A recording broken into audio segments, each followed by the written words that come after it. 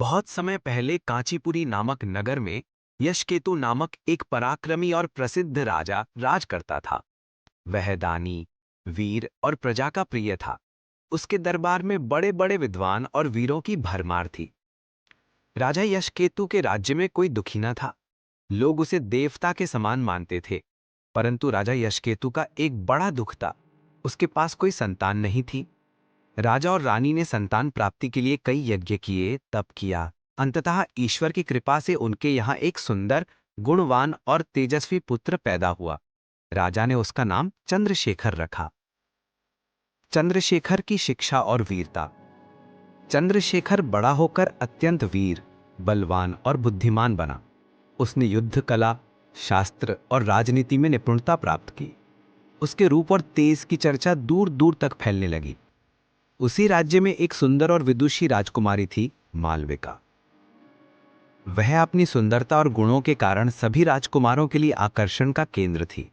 अनेक राजकुमार उसका हाथ मांगने के लिए उत्सुक थे, पर मालविका ने प्रण लिया था कि वह उसी से विवाह करेगी जो सबसे बड़ा वीर होगा और सच्चा प्रेमी होगा। राजकुमार चंद्रशेखर ने तय किया कि वह मालविका का हाथ पाने के लिए कुछ असाधारण पराक्रम दिखाएगा। उसने मालविका को प्रसन्न करने के लिए अनेक युद्धों में विजय प्राप्त की, राक्षसों का वध किया और राजाओं को परास्त कर उनकी प्रजा को बचाया। इन सब कामों से मालविका भी प्रसन्न हुई। पर एक दिन चंद्रशेखर को खबर मिली कि मालविका को पड़ोसी राज्य के राजा ने जबरन बंदी बना लिया है। चंद्रशेखर ने तुरंत सेना संगठित की और अकेले ही उस राज्य पर चढ़ाई कर दी।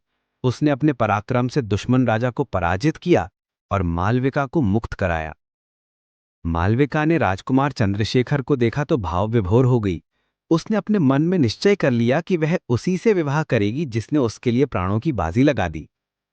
राजकुमार ने मालविका को राजमहल लाकर राजा यशकेतु और रानी के चरणों में प्रस्तुत किया। सभी ने उनका भव्य स्वागत किया और दोनों का विवाह धूमधाम से संपन्न हुआ। बेताल का प्रश्न। कहानी सुनाते सुनाते बेताल बोला, राजन, मुझे एक बात बता। इस कहानी में चंद्रशेखर ने युद्ध किए, पराक्रम दिखाया, राक्षसों को मारा और अंत में मालविका को बचाया। क्या चंद्रशेखर का यह सब करना केवल प्रेम के लिए था